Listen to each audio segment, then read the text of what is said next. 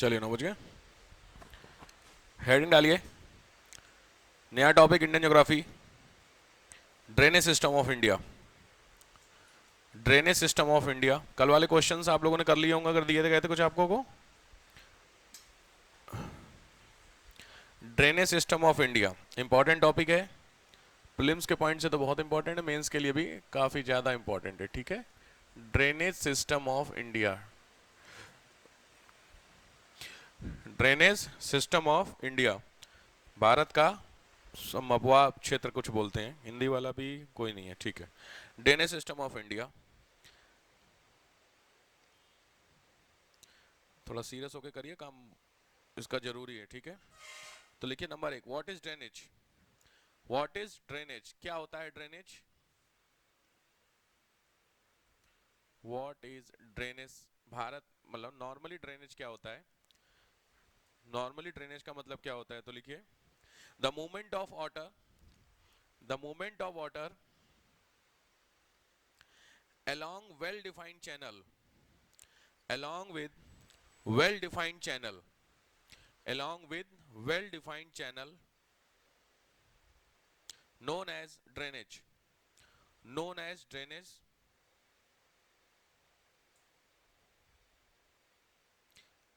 With these channels, with these channels, water move in different direction, move in different directions, water move in different directions.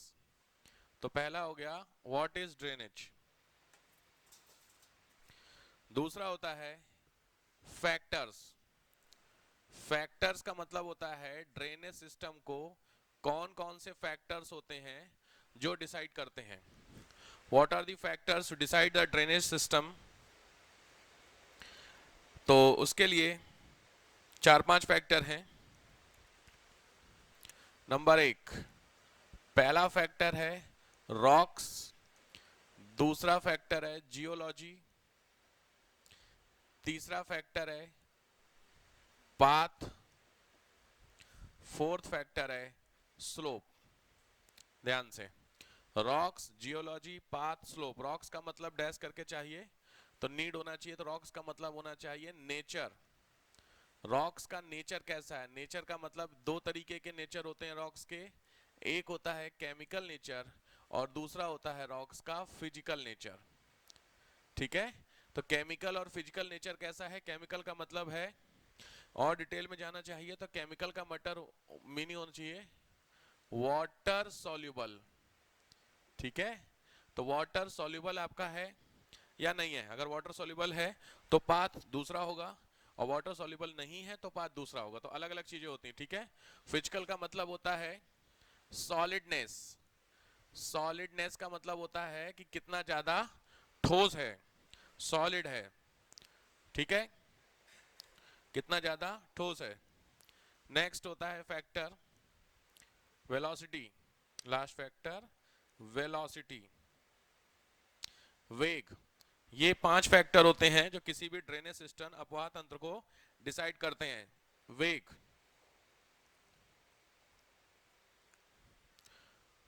ठीक है। तो पहली चीज होती है क्या होता है ड्रेनेज सिस्टम, तो क्लियर हो गया। ड्रेनेज सिस्टम को कौन कौन से फैक्टर होते हैं जो डिसाइड करते हैं। Next point,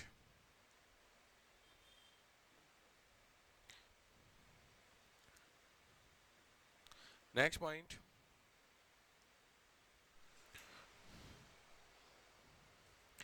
water set. Water set, Hindi में भी इसको वाटर सेट बोलते हैं, versus catchment area. Water set versus catchment क्या होते हैं, ध्यान से। वाटर सेट वर्सेस कैचमेंट, इसको कैसे डिसाइड करेंगे। ये आपकी रिवर है, ये आपकी रिवर से सब्सिडरी रिवर हैं, सहायक नदियां हैं जो इधर से जा करके मिल रही हैं। ध्यान से, ठीक है। तो इसमें दो एरिया होते हैं। पहला एरिया होता है ये जो मेन आपकी रिवर है उसके आसपास का ये हिस्सा कहलाता है एक, और दूसरा हिस्सा कहलाता है ये पूरा हिस्सा, यानी इसकी जितनी भी सब्सिडरी होती हैं उसको जब इंक्लूड कर लोगे तो वो कहलाएगा कैचमेंट एरिया। ठीक हो गया।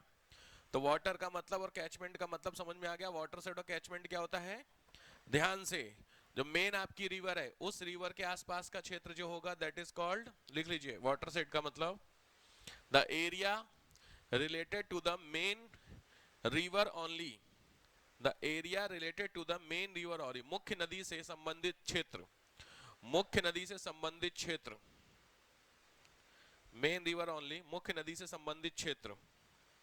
और दूसरा catchment area, the area which is related to the subsidiary basin also, सहायक नदियों का क्षेत्र भी होता है, सहायक नदियों का भी क्षेत्र होता है, ठीक है।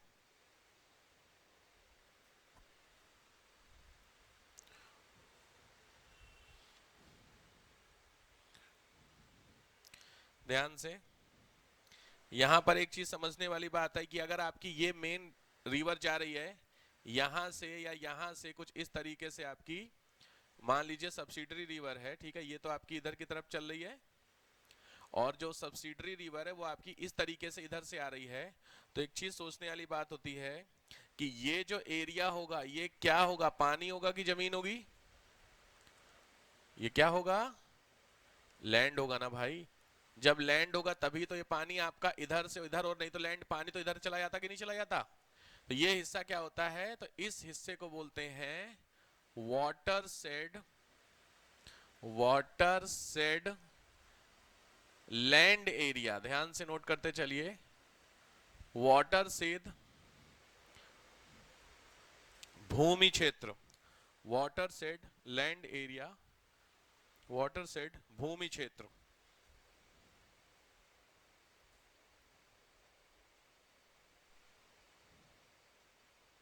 ठीक है, क्लियर हो गया, ये हुआ वाटर सेट का एरिया, ये आपका पोर्शन होता है। नेक्स्ट आइए, ड्रेनेज पैटर्न,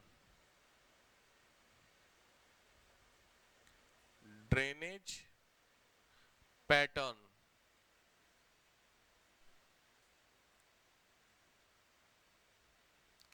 ड्रेनेज पैटर्न का मतलब होता है जल प्रवाह प्रतिरूप, जल प्रवाह प्रतिरूप, वाटर सेट का ड्रेनेज पैटर्न कौन कौन से होते हैं, ठीक है। इसको आपको थोड़ा सा बनाना पड़ता है, वो दिखा देता हूं पहले।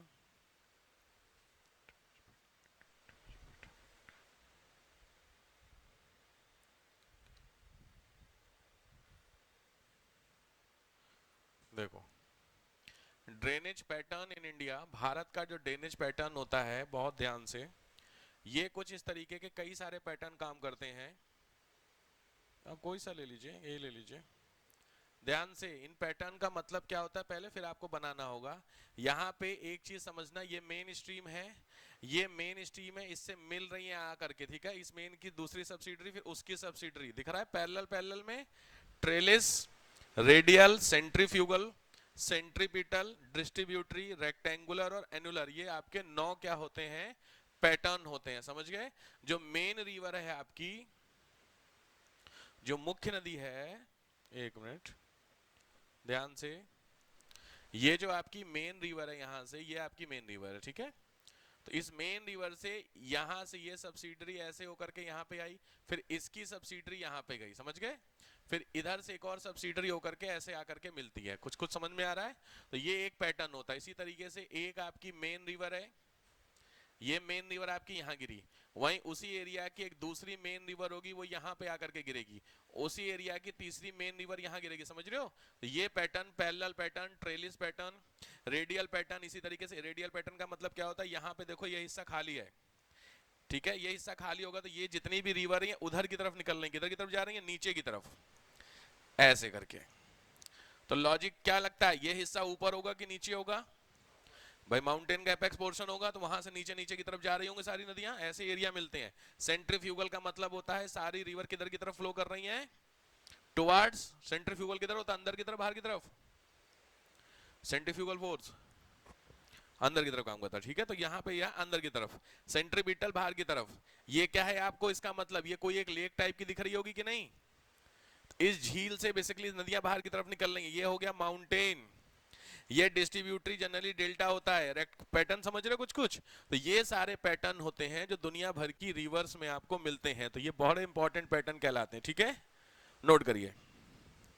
नोट करने का सेंस, बहुत ध्यान से बनाइए इसको, पैटर्न को। मैं लिख देता हूं, इसको बोलते हैं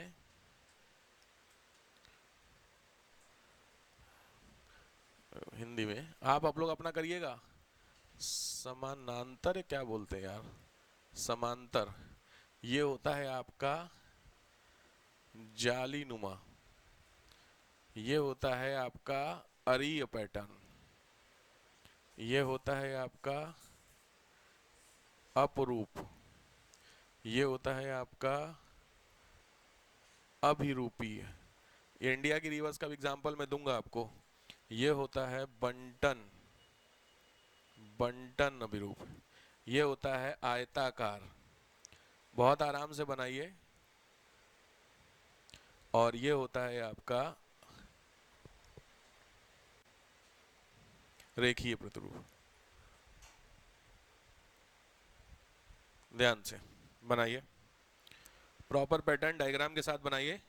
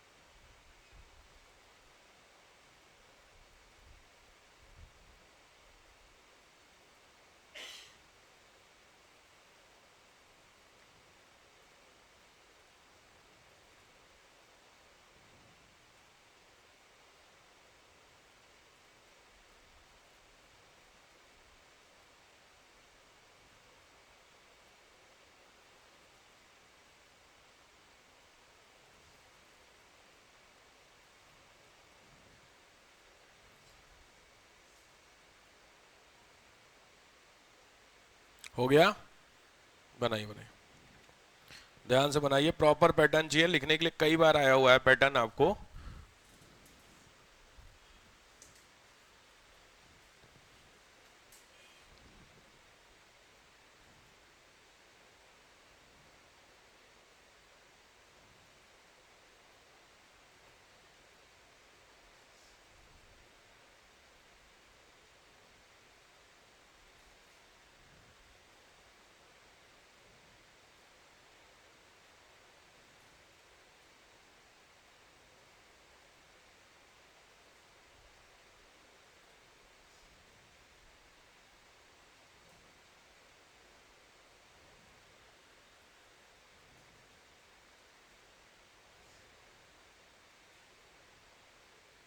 थोड़ा ध्यान से बनाइएगा पैटर्न, ऐसे नहीं है कोई से भी कहीं लाइन कोई से भी खींच दी, गड़बड़ हो जाएगी कहानी। प्रॉपर पैटर्न बनाइए, क्योंकि मेंस के 10 से 12 नंबर के क्वेश्चन आ जाते हैं इसमें सीधे सीधे लिखने के लिए। इंपॉर्टेंट है, याद रखिएगा कौन सा पैटर्न होता है, कहाँ पे काम करता है, कैसे काम करता है।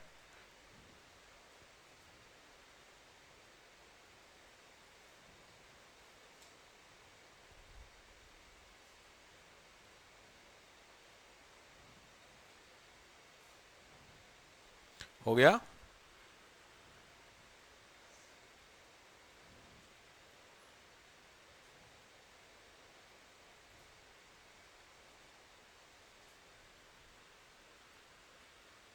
पहला ये number 1 dendritic pattern, dendritic pattern सम्मित बोलते, सम्मित हिंदी में इसको सम्मित, सम्मित pattern, dendritic pattern number 1।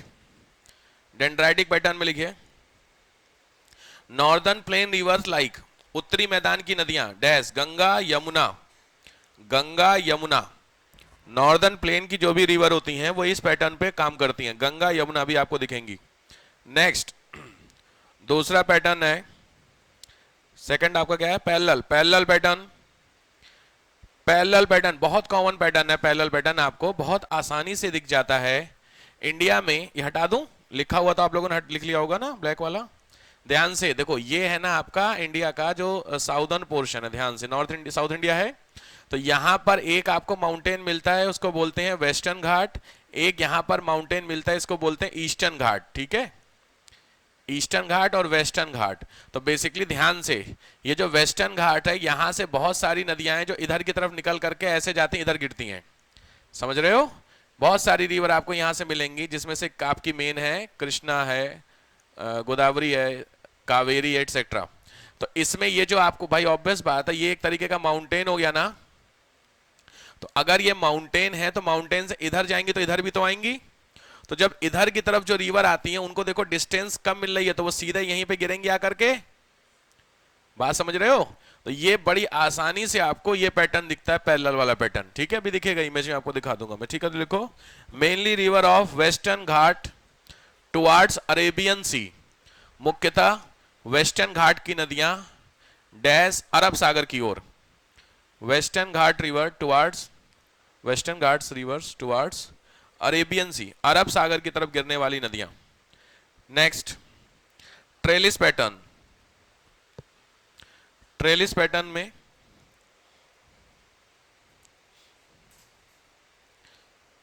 They merge on right angle, समकोण पर मिलती हैं, they merge on right angle, समकोण पर मिलती हैं, समकोण पर मिलती हैं, राइट एंगल समझते हो, 90 डिग्री पे सारी मिलती हैं आकर के, दिख रही होंगी लगभग आपको। मेन यहाँ पे देखो ये एंगल दिख रहा है आपको अप्रोक्सीमेट, जितनी भी देखो इधर की रिवर है इसका देखो पैटर्न ये ऐसे, ये 90 डिग्री का नहीं है ना, लेकिन इस वाली का पैटर्न का देखो लगभग आपको कितने डिग्री ये दिख रहा है, ये क्या बन गया आपका, समझ गए। तो मेनली जितनी भी आपकी रिवर होंगी लाइक इधर से आ रही होंगी तो ये ऐसे ऐसे आकर के मिलेंगी, मतलब आएंगे ऐसे ही बट ऐसे करके, समझ रहे हो, ये 90 डिग्री का एंगल मिलेगा। तो मेनली ऑन 90 डिग्री एंगल या राइट एंगल। एग्जाम्पल है इसका Vindhyan mountain range river, Vindhya पर्वत से निकलने वाली नदियां, Vindhyan mountain range river, Vindhya mountain से निकलने वाली नदियां।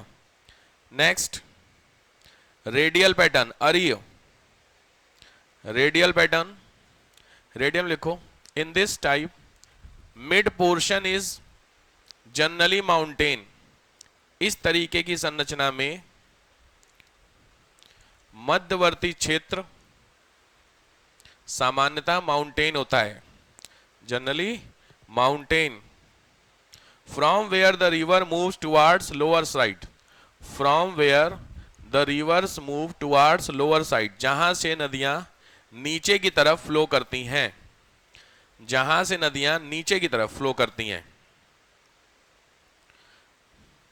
बड़ा बेहतरीन इसका एग्जाम्पल है भारत में, ये जो बीच वाला हिस्सा है इसको बोलते हैं अमरकंटक, लिख लीजिए, river from Amarkantak hills, Amarkantak, reverse from Amarkantak, Amarkantak की पहाड़ी बीचों बीच में है, वहां से कई सारी नदियां निकलती हैं। तो आप अगर चाहें तो इधर साइड में ऐसे करके बना लीजिए, ऊपर वाली है नर्मदा, इधर वाली है ताप्ती, इधर साइड में जब आप निकालेंगे तो यहां है आपकी महानदी, ऊपर की साइड यहीं पे आप निकालेंगे तो यहां है आपकी तेल, TEL, थोड़ा सा और पीछे जाएंगे तो यहां से आप निकालेंगे तो ये है आपकी दामोदर, निकाल लीजिए, ज्यादा बेहतर है बनाने में एग्जाम में। रिवर्स दामोदर हो गई, महानदी हो गई, तेल हो गई, हंसदो, जोंग, कैसे करके बहुत सारी है, बट उतनी इंपॉर्टेंट नहीं है, मेन आपको यहां पे कवर करना है। नेक्स्ट रेडियल पैटर्न के बाद कौन सी तुम्हारी, सेंट्रीफ्यूगल, सेंट्रीफ्यूगल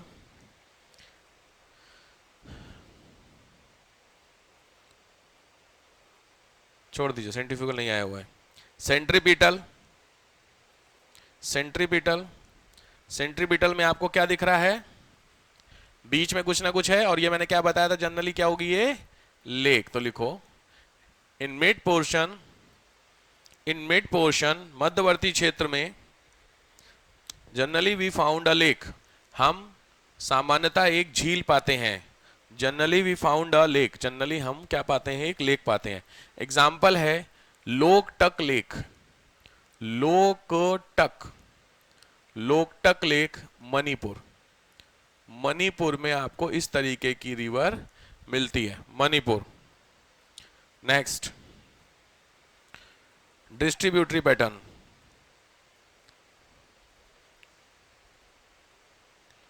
डिस्ट्रीब्यूटरी पैटर्न में it is mainly found in delta area, it is mainly found in delta. Delta का हिसाब समझिए, ये है आपका सी, ध्यान से, और ये है आप, ये क्या है आपकी जमीन है, लैंड, और ये आपका क्या है, सी है, ठीक है। यहां से आपकी ये है आपका मान लीजिए माउंटेन। तो जो रिवर है वो यहां से उतर करके कुछ इस तरीके से लैंड से होती हुई यहां तक आकर के फिर सी में मिलती है, यही प्रोसेस होती है। तो होता क्या है, जब यहां से आती है तो यहां पे मैंने उस दिन बताया आपको कि जो स्लोप होता है वो सबसे ज्यादा होता है, तो आसानी से उतर जाएगी। लेकिन जब ये यहां तक पहुंचती है तो पहुंचने में दो चीजें निगेटिव हो जाती हैं। क्या क्या, यहां पहुंचने में एक चीज होती है निगेटिव, वो क्या है आपका स्लोप। ऑब्वियस बात है, स्लोप बहुत कम हो चुका है। और दूसरी चीज होती है, क्या लगता है इस नदी का वेट बढ़ चुका होगा या घटा होगा? ये रिवर जब यहां तक पहुंचती है तो वेट बढ़ा होगा कि घटा होगा? घटा होगा, बढ़ा होगा? अरे कॉमन क्या है यार, ये तो कॉमन सेंस से बताइए, घटा होगा कि बढ़ा होगा? भाई सिंपल बात है, यहां से लेकर के लगातार अपने साथ सारा मटेरियल लेकर के चल रही है ना, तो सब मटेरियल इकट्ठा करती चलिए तो धीरे धीरे तो वेट बढ़ चुका होगा। तो जब नदी का वेट यहां पहुंचते पहुंचते बढ़ चुका, स्लोप खत्म हो गया, तो नदी की स्पीड बिल्कुल खत्म हो गई है। तो जब स्पीड यहां पे खत्म हो गई है तो अब इसको यहां मिलना भी है। तो लॉजिक बात है, अगर ये वाला एरिया, ये हिस्सा नॉर्मल आपका हुआ तब तो आराम से जाके मिल जाएगी। लेकिन अगर यहाँ पे हल्का सा भी एरिया थोड़ा सा भी ऊपर हो गया तो इसको प्रॉब्लम होगी चढ़ने में। तो जब प्रॉब्लम होगी तो देखो कुछ हिस्से इस तरीके से, ये नदी की जो एक ब्रांच होगी वो एक ब्रांच इधर से जाकर के इसमें मिलेगी, क्योंकि बीच का हिस्सा देखा है। दूसरा एक और ब्रांच कट करके इधर से इसमें मिलेगी, कुछ को समझ रहे हो? फिर मान लीजिए बीच में आपका एक और हिस्सा कुछ उठा वाला आया, तो फिर इस नदी की फिर एक और ब्रांच इधर से कट करके मिलेगी, कुछ समझ रहे हो? ऐसे करके मिल रही है। तो इस हिस्से को अगर आप ऐसे समझोगे तो डिस्ट्रीब्यूशन आप समझ रहे हैं। इसका मतलब ये हुआ कि ये जो हिस्सा है बीच वाला पोर्शन जो आप देख रहे हैं, यहां पोर्शन में क्या है, ये हाइट। हाँ बिल्कुल सीधी बात है, ये कैसा एरिया है, हाइट है। तो नदी का जो पानी हो इसको क्रॉस नहीं कर पा रहा, तो इसके बीच से निकल रहा है, समझ गए हो? तो ये जो आपका बनता है ये हमेशा क्या बनता है, डेल्टा। आया समझ में डेल्टा क्या होता है? तो इवन तुम लोग रिवर्स में भी कई बार देखना, जब नदी सूख जाती है तो नदी में जब देखना तो कई सारी ब्रांचेस नहीं होती। गंगा मेजर रिवर में अगर आप ट्रेन से जाओ तो गंगा नदी में देखो तो कई सारी ब्रांचेस बटी होती है, वो यही आपका डेल्टा वाला पैटर्न होता है। ठीक है, तो ये हुआ क्या आपका डेल्टा पैटर्न। एग्जाम्पल इसका है कृष्ण, पहला हो गया गंगा का डेल्टा, दूसरा होता है KG basin, KG basin Krishna Godavari का delta, KG basin Krishna Godavari का delta, KG basin Krishna Godavari का डेल्टा। और भी है, लेकिन यहीं पे तीसरी चीज होती है, ध्यान से, मैंने क्या बताया अभी आपको, अभी मैंने यहां पे एक वर्ड यूज किया था कि अगर ये यहां पे ऊंचा हिस्सा नहीं हुआ तो ये जो रिवर होगी ये सीधे जाकर के मिल जाएगी कि नहीं मिल जाएगी? भाई ये तो बोला कि अगर मान लीजिए ये हिस्सा आपका कैसा है, ऊपर है तो इधर उधर हो रही है, अगर इस तरीके से आपका हिस्सा हो रहा है तो सीधे जाकर के नदी मिलेगी। तो जब सीधे जाकर के मिलेगी तो इसको बोलते हैं एस्चुअरी। सुने हो तुम लोग? एस्चुअरी नहीं सुने हो? एस्चुअरी इसी को बोलते हैं, याद रखिएगा। ठीक है, तो वही लिख लो। समटाइम, कई बार, main river is direct merge into the sea without forming delta.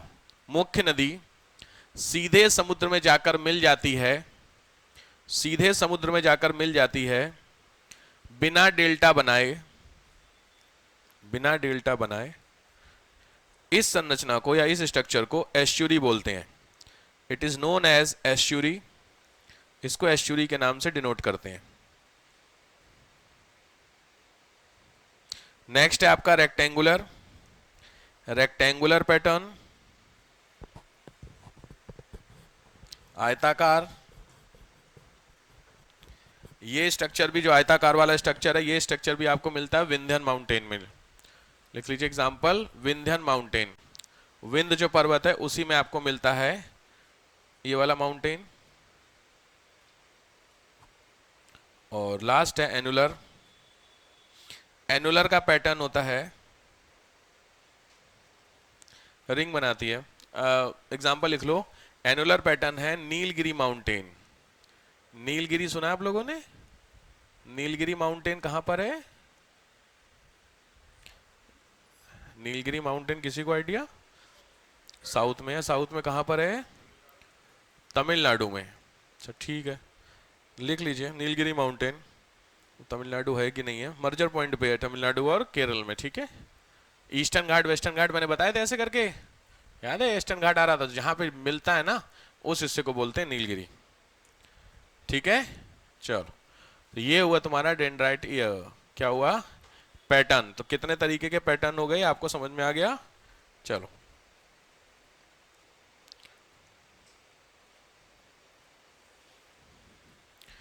अब on the basis of flow लिखो, बहने के आधार पर। On the basis of flow,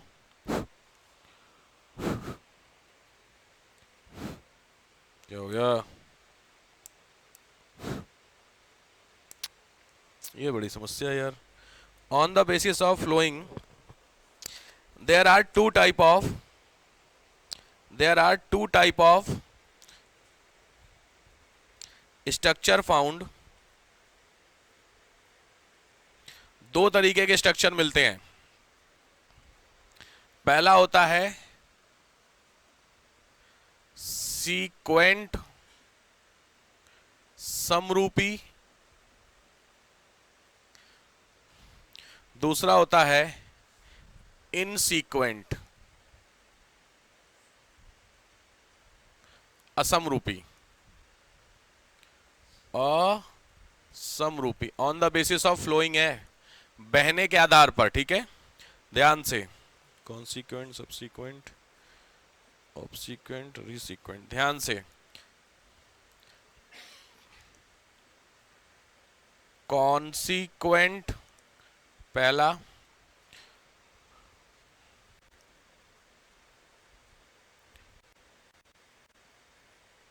subsequent अभी बताऊंगा मैं क्या होता है, ऑब्सीक्वेंट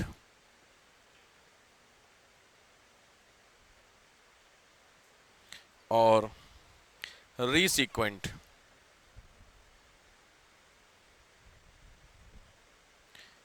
समरूपी के अंदर consequent, subsequent, obsequent and resequent, antecedent, super imposed.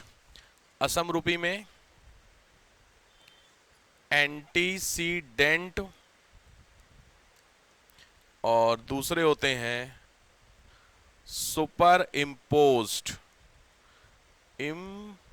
Super imposed. ध्यान से, कौन सी हिंदी में इतना नीड नहीं है, बस आपको पता होने चाहिए कॉन्सिक्वेंट, सबसीक्वेंट, क्योंकि ये केवल डायरेक्ट आईएएस का क्वेश्चन है, पीसीएस में नहीं आता ये।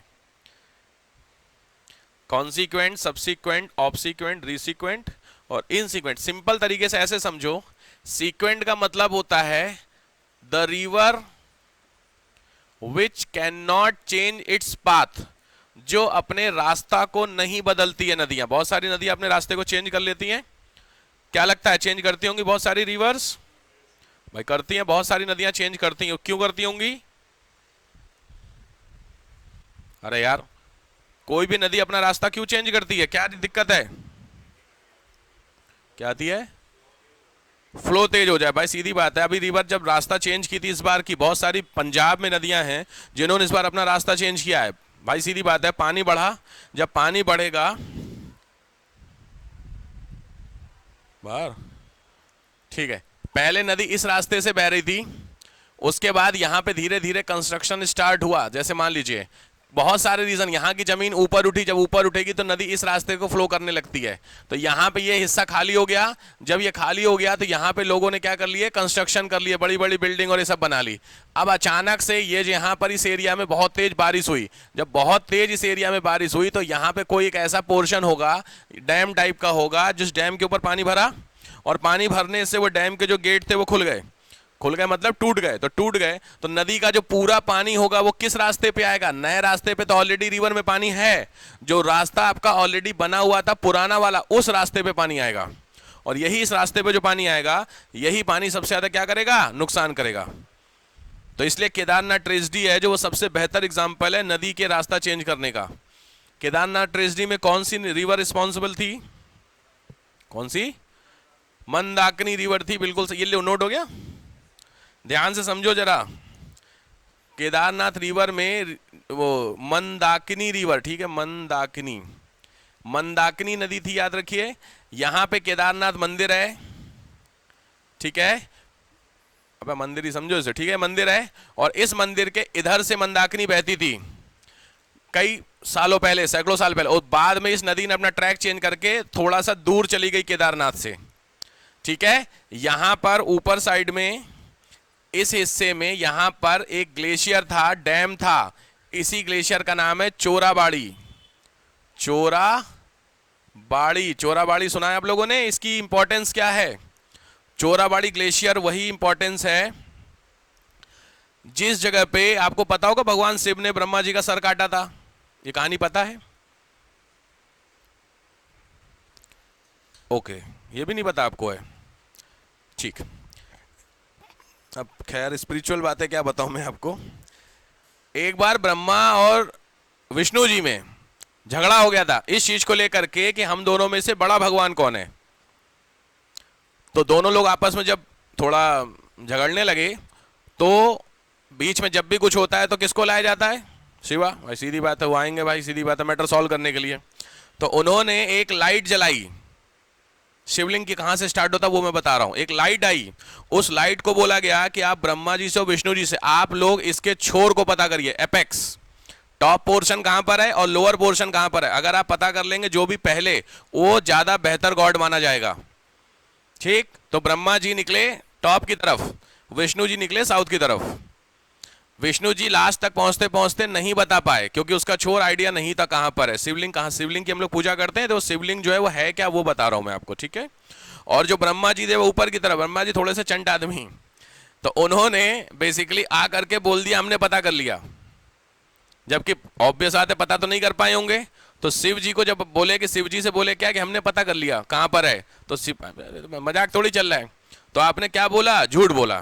तो झूठ बोलने पे जो शिव जी थे उन्होंने ब्रह्मा जी का कौन सा, ब्रह्मा जी के कितने सर आप देखते हैं, 3 दिखते हैं आपको, जो चौथा सर था, चौथा सर भी तो होता है, वो चौथा सर जो बैक साइड में जो दिखता है उस सर को काट दिया था।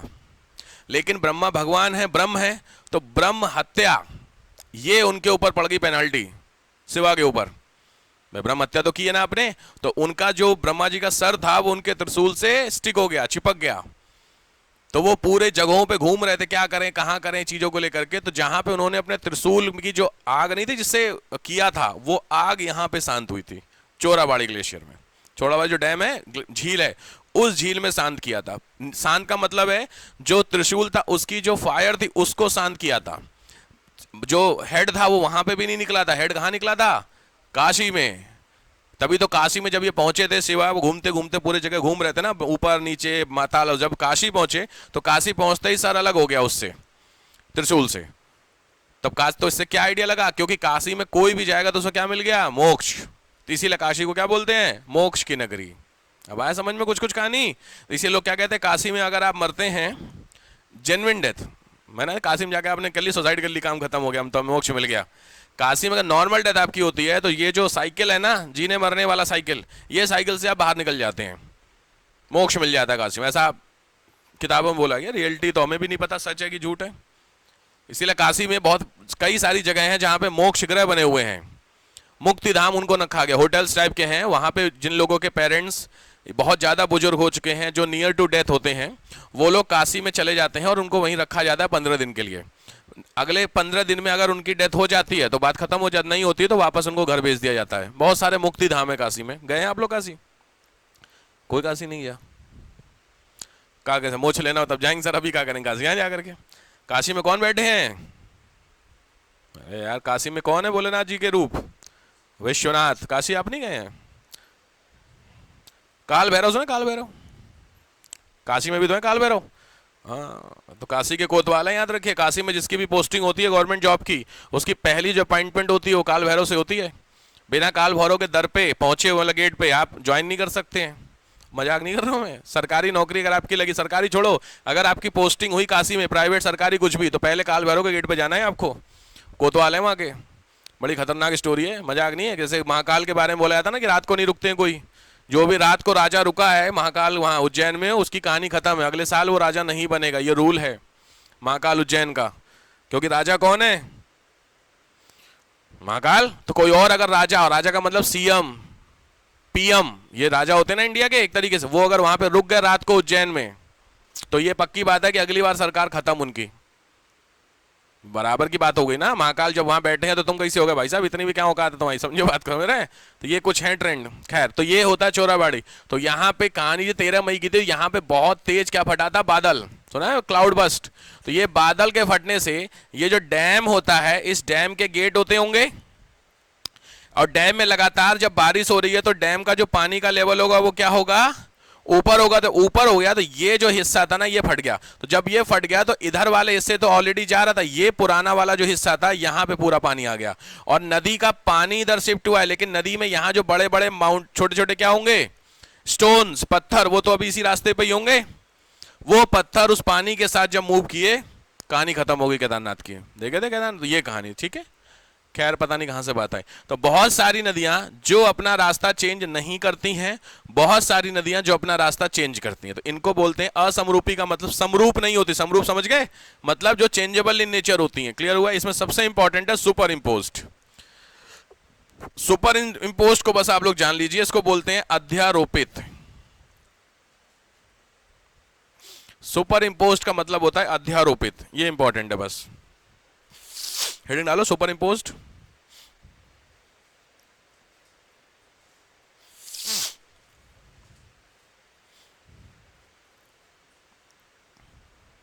They cut the mountain. They cut the mountain frequently. लगातार पर्वत को काटती रहती हैं। लगातार पर्वत को काटती रहती हैं। ठीक है। एग्जाम्पल है गंगा, यमुना, चंबल। गंगा, यमुना, चंबल। गंगा, यमुना, चंबल। ठीक है। चलो, तो ये हिस्सा तुम्हारा कहलाया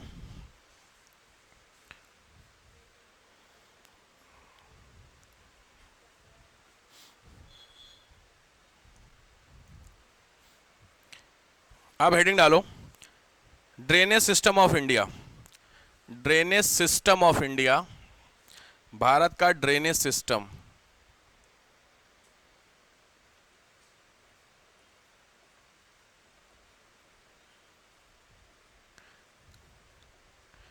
भारत का drainage system. Drainage system Bharat का कौन सा होता है? तो पहली heading type of drainage system. Type of drainage system in India. Bharat का ड्रेनेज सिस्टम किस तरीके का होता है? देखिए, अरे यार इसमें टाइम पास ही करेगा।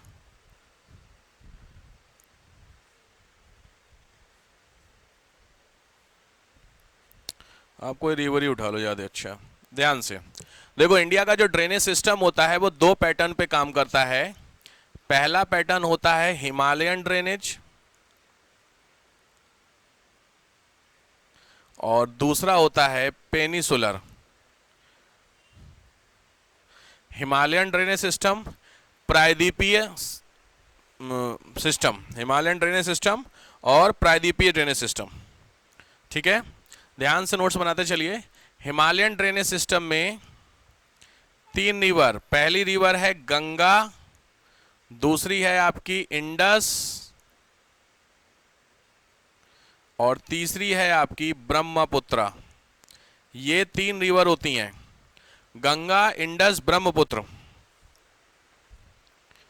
पेनिसुलर में स्पेशलाइज्ड कोई रिवर नहीं होती हैं, ये तीनों रिवर सिस्टम इंडिया में नॉर्थ की होती है। अब आपको कुछ मैं काम दूंगा घर से करने के लिए, वो लिखवाऊंगा नहीं, वो आपको ही करना है, बट पहले कुछ चीज़ें समझ लीजिए,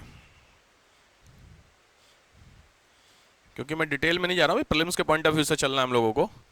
यहाँ तक हो गया। अब हेडिंग डालो, Himalayan drainage. Himalayan drainage system, थोड़ा सा स्पीड में। Himalayan drainage system, Himalayan drainage system. पहला डालो Ganga river system. Ganga river system, Ganga नदी का क्षेत्र। गंगा रिवर सिस्टम में 2 क्वेश्चन आपको प्रीलिम्स में आए हुए हैं, प्रीलिम्स के पॉइंट ऑफ व्यू से बता रहा हूं। देखो, गंगा रिवर सिस्टम में 2 क्वेश्चन आते हैं, ध्यान से। पहले तो आपको समझना होता है सब्सिडरी रिवर क्या होता है। सब्सिडरी समझते हैं आप लोग, सहायक नदियां। सहायक नदी समझते हो। एक दूसरा वर्ड होता है ट्रिब्यूटरी, सब ये वर्ड सुने हो, इसको बोलते हैं वितरिका। क्या डिफरेंस होता है सब्सिडरी और ट्रिब्यूटरी में? क्या डिफरेंस होता है? ट्रिब्यूटरी निकल रही है, गंगा से निकल रही है ट्रिब्यूटरी, ऐसा कह रहे हो?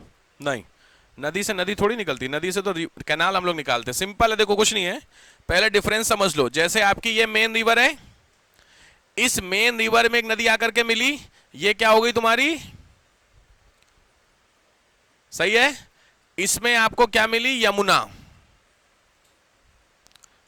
और यमुना में अगर कोई रिवर मिलती है उसका नाम है चंबल। अब समझ गए? तो जो गंगा हो गई मेन नदी, यमुना हो गई इसकी सब्सिडरी सहायक नदी, और चंबल गंगा की क्या हुई? ट्रिब्यूटरी। आराम से, चंबल यमुना की क्या हुई? सब्सिडरी। मेन नदी में जो डायरेक्ट मिलेगी जाकर के, तो वो जो डायरेक्ट मिलेगी वो नदी क्या कहलाएगी तुम्हारी? सब्सिडरी। और इस रिवर, यानी आप समझिए, अब चंबल में अगर कोई नदी मिल रही है तो ये नदी चंबल की क्या है? सब्सिडरी। और ये नदी यमुना की क्या है?